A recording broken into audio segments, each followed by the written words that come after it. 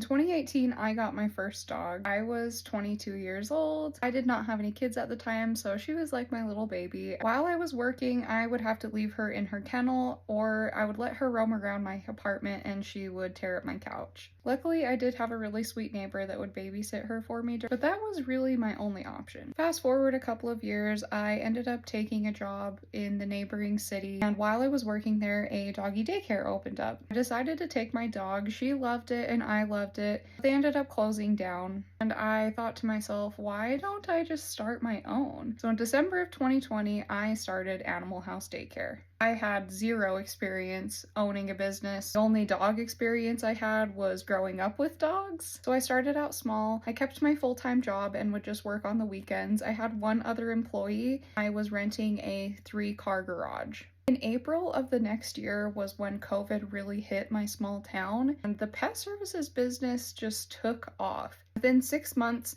we moved out of the 3-car garage into a 3,000 square foot shop.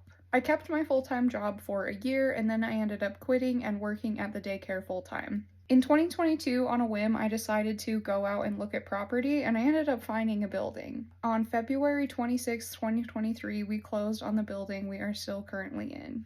Later that month, I gave birth to our first son, and I have been able to pay myself a passive income since.